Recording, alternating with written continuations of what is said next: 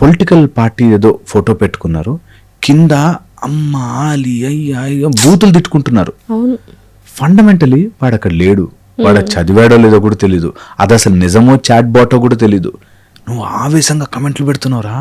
Wear are you fighting for what you are fighting?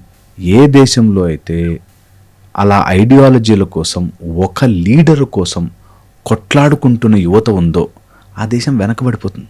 And ఇంకా political దాంట్లో చూసుకున్నట్లయితే అమ్మాయిలు వెళ్ళడానికే భయపడతారు. ఏ పార్టీకి వెళ్ళాలన్నా క్యారెక్టర్ అసాసినేషన్ చేసేసి కింద ఘోరమైన కామెంట్స్.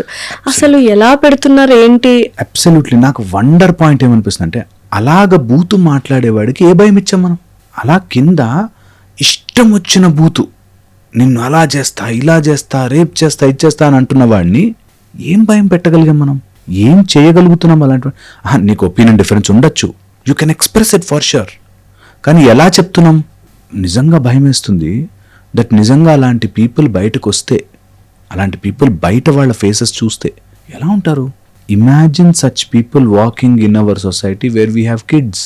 నెక్స్ట్ జనరేషన్ అంతా కూడా అలా మనము చేతులారా స్పాయిల్ చేసుకుంటున్నాం. అబ్యూజివ్ లాంగ్వేజ్, కమెంట్స్లో వచ్చే comments worst comments, and these థింగ్స్ని ఎప్పుడూ ఏ రోజు కూడా మనం అరే అలా ఇలా మాట్లాడతాం మనం, దట్ ఈస్ రాంగ్. ఆమె ఏమైనా చేసి ఉండొచ్చు కాక, you have a method to say this is not right. If it is not relevant to you, నీకు అవసరమే లేదు, ఎందుకు కామెంట్ చేయాలి? ఒకవేళ అలా ఏదైనా రాంగ్ గా కనిపించిందంటే they have a process. You can report it, you can say I don't like this video, you can say this is not the right point, or you are saying false, or you are saying అబద్ధాలు చెప్తున్నావు అని opinion చెప్పొచ్చు. కానీ బూతులు, దానికి వాళ్ళ అమ్మని వాళ్ళ అయ్యని లాగి, అండ్ దాట్ మనం పొలిటికల్గా కరెక్ట్ చేసాం. పొలిటికల్గా ఎలా ఆవేశంగా కరెక్ట్ చేసాం.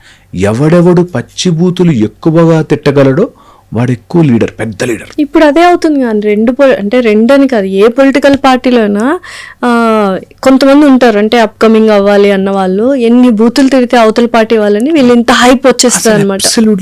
అసలు అలాంటి వాళ్ళని ఎంకరేజ్ చేయకూడదు లీడర్స్. అసలు నేను ఆశ్చర్యపోతాను దట్ అలాంటి వాళ్ళు నిన్ను బాగా చూసుకుంటారు, నిన్ను ఏలుతారు అని చెప్పి నీ నెత్తి మీద అంత పెద్ద పొజిషన్లో ఎలా పెట్టుకుంటున్నాము ఇస్ ద ఫండమెంటల్ రియాలిటీ. అది ఎవరైనా కావచ్చు, any party for that matter. ఇలా ఈ సిస్టమ్ కంటిన్యూ అయితే ఇప్పుడు మన పిల్లలు ఎవరైతే ఉన్నారో వాళ్ళకి ఎటువంటి సైకలాజికల్ డిజార్డర్స్ అనే చెప్పొచ్చు. సైకలాజికల్ స్ట్రెస్ వస్తుంది, కొంతమంది విక్టిమ్స్ అయిపోతారు, కొంతమంది కల్ప్రిట్స్ అవుతారు. సో గాడ్, నేను చెప్తున్నాను కదా, ఇది ఆల్రెడీ చూస్తున్నాం. ఆల్రెడీ పిల్లల్ని కొత్త రకరకాల పేర్ల వ్యాధులతో చూస్తున్నాము. ADHD, autism, hyper activity disorder కానీ, లేకపోతే ల్యాక్ ఆఫ్ ఫోకస్, లోన్లీనెస్. ఒక అబ్బాయి ఓన్లీ ఫోన్ చూస్తూ చీకటి రూమ్లో బ్రతుకుతూ ఉంటాడు. ఎందుకురా బాబు అక్కడ ఏముందిరా అంటే బయటకు రాలేని భయం. నీ ఇంట్లోంచి నువ్వు బాల్కనీలోకి రావడానికి భయం. ఏంటి సార్ ఎందుకు అట్లా? పేరెంట్స్ తప్పు 100%. Over stimulation, bad food, pollution, దేశభక్తి లేకపోవడం, మనకి కుటుంబం వ్యవస్థ మీద పాడు చేసుకోవడం, వీటి వల్లే అవుతున్నాయని ఎస్టాబ్లిష్డ్. బట్ మనం ఒప్పుకోం. నిజంగా చెప్తున్నాను, people lakh a simple sense that digital life వేరే, రియల్ లైఫ్ వేరే, personal life, relationships, family life వేరే. నువ్వు ఎంత ఏది జరిగినా నీ లోపల నువ్వు ఎక్స్పీరియన్స్ చేయాలి. నీ లైఫ్ని, this machine is made for social engagement, social activity. So ఇప్పుడు చాలా మంది ప్రొఫెషనల్ లైఫ్, పర్సనల్ లైఫ్ సపరేట్గా పెట్టుకుంటారు, వాళ్ళకి ఏ ప్రాబ్లం ఉండదు, రెండు మిక్స్ చేసేస్తుంటారు. ఇందులో ప్రొఫెషనల్ లైఫ్లో ప్రాబ్లం ఉంటే పర్సనల్ లైఫ్లో ఫ్యామిలీ మెంబర్స్ మీద చూపించడం, ఫ్యామిలీ లైఫ్లో ప్రాబ్లమ్స్ ఉంటే కెరియర్ మీద ఎఫెక్ట్ అవ్వడం. సో ఈ రెండింటిని మిక్స్ చేయడం వల్ల ఎంత నష్టపోతున్నారు ఇప్పుడున్న జనరేషన్ కావచ్చు, ఇప్పుడున్న పీపుల్ కావచ్చు. అబ్సల్యూట్లీ అండి. Stress that creates lot of, ఎక్కడో చోట ప్రాబ్లమ్ని క్యారీ చేస్తా తిరుగుతూ ఉంటారు. నేను ఎప్పుడు చెప్తుంటాను, ప్రాబ్లమ్ని ఇక్కడ హోల్డ్ చేసే కంటే పేపర్ మీద, పెన్ మీద హోల్డ్ చేయి, సగం స్ట్రెస్ పోతుంది అక్కడ. You have to pen. Okay, ఇది ఏంటి ప్రాబ్లం, దీన్ని ఎట్లా సాల్వ్ చేయొచ్చు, ఇందులో 10 మార్గాలు ఉంటాయి. నీకు వచ్చిన ప్రాబ్లం ఈరోజు కొత్తగా నీ కోసమే పుట్టలే, అది ఎవడో ఒకడు ఎప్పుడో ఒకసారి ఫేస్ చేసే ఉంటాడు. డెఫినెట్లీ వాడి నుంచి లెర్నింగ్ చేసుకో. అది పేపర్ పెన్ తీసుకుని ఓకే ఈ ప్రాబ్లమా, ఏమేం చేయొచ్చు, try it out, take a professional help. Maybe you need కొంచెం నీ ఓన్గా యూట్యూబ్లో ట్రై చేసుకో, లేకపోతే take a professional help, solve it. అది క్యారీ చేస్తారు, ఇంటికి తీసుకొస్తారు, బయటకు పెడతారు, and they go in to over stimulation. దానివల్ల ప్రాబ్లమ్స్ అవుతాయి. ఫ్యామిలీ లైఫ్ని, ప్రొఫెషనల్ లైఫ్ని అదొక ఈక్వల్గా బ్యాలెన్స్ చేసుకోవడము. ఒకవేళ ఎప్పుడైనా అటు ఇటు అయినా కూడా You can take support from each other. You can come back again. ఎప్పుడైనా కోపం వచ్చింది ఇంట్లో అరిచేసాం, గో సే సారీ, ఏమవుతుంది. సో మనం ప్రొఫెషనల్ లైఫ్, పర్సనల్ లైఫ్ సపరేట్గా పెట్టుకోవడమే చాలా కరెక్ట్. అండ్ ఈ జనరేషన్లో అంటే ఎథిక్స్ ఉన్నాయా, మోరల్స్ ఉన్నాయా, వాల్యూస్ ఉన్నాయంటే అసలు రిలేషన్షిప్స్కి కూడా ఏ వాల్యూ లేకుండా పోతుంది.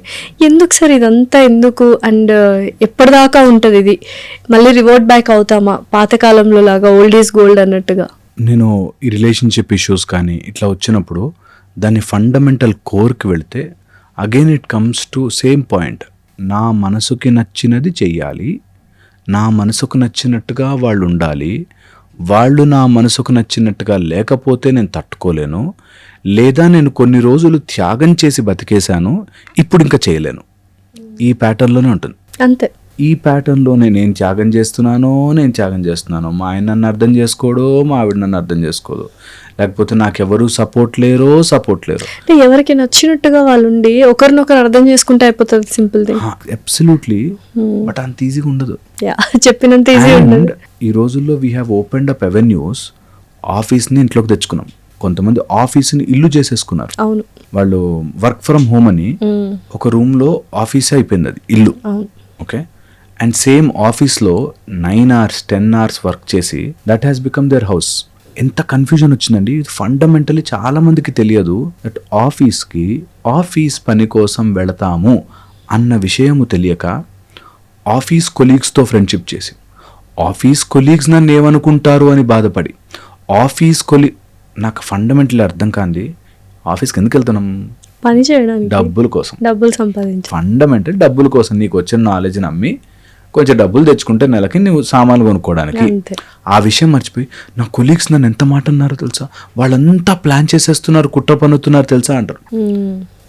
వాళ్ళు నీకు మంచి వాళ్ళు అని స్టాంప్ వేసి ఇవ్వనవసరం లే. అంతే కదా. వాళ్ళు ఏమనుకుంటే నీకెందుకు, వెళ్ళామా, పని చేసుకున్నామా, బయటకు వచ్చామా. ఆఫీస్ పాలిటిక్స్ని, ఆ స్ట్రెస్ని బ్రెయిన్లో మోస్తూ దాన్ని తీసుకొచ్చి ఇంట్లో పెడతారు. ఎప్పుడైనా స్ట్రెస్ వస్తే బ్రెయిన్ వే అవుట్ వెతుకుతుంది. ఆ వే అవుట్లో 2 మార్గాలు కనిపిస్తాయి. Either go in to depression are go in to aggression. డిప్రెషన్లో ఎడిక్షన్ ఒక పార్ట్. అది డిప్రెసివ్ ఎడిక్షన్ అయి ఉండొచ్చు. ఓకే, డల్లో కూర్చుంటాడు, ఎవరితో మాట్లాడు, ఇంట్లోకి వచ్చినా మాట్లాడు, ఎప్పుడు మూడీగా ఉంటారు, అదొక ప్యాటర్న్. అగ్రెషన్లో కోపం వస్తుంది, స్ట్రెస్తోనే. ఎంత కోపం వస్తుందంటే వాళ్ళకి అసలు విపరీతమైన కోపం వస్తుంది. ఇదొక ప్యాటర్న్. రెండో ప్యాటర్న్, బాడీ వెతుక్కుంటుంది సమ్వేర్ ఆ స్ట్రెస్ని డీస్ట్రెస్ చేయడానికి నేను ఏదైనా వ్యసనం అంటించుకోవచ్చు కదా.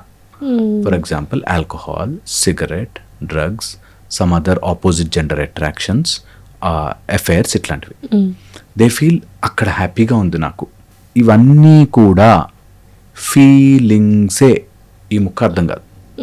నువ్వు ఫీల్ అయ్యి, స్ట్రెస్ అనేది ఒకటి ఫీల్ అయ్యి, ఆ స్ట్రెస్ని డీస్ట్రెస్ చేసుకోవడానికి ఇంకొకటి ఫీల్ అయ్యి, ఎవరికైనా ఈ ఫండమెంటల్ డిఫరెన్స్ అర్థమవుతే స్ట్రెస్ నుంచి బయటపడతారు, మిగతావన్నీ సెటిల్ అవుతాయి. సింపుల్గా తొక్కలో ఫీలింగ్స్ రమ్మంటే వస్తే పొమ్మంటే పోతాయి అనుకుంటే అయిపోతుంది కదా. అసలు అంత అనుకోరు కదా. అదే అండ్ ఇది ఫీల్ అవుతూ ఉంటారు. నేను ఈ మాట చెప్తున్నాను, ఇది ఇంత సింపుల్గా స్ట్రైట్ ఫార్వర్డ్గా వాళ్ళకి కూడా తెలుసు. వాళ్ళ స్టేటస్లు చూడండి. ఇప్పుడు ఎవరైతే డిప్రెషన్ ఉన్నారో వాళ్ళ స్టేటస్ చూడండి, అసలు వాళ్ళు పెట్టే కొటేషన్లో పక్కనోడు మోటివేట్ అయిపోతుంటారు, వాళ్ళు మాత్రం అవ్వరు.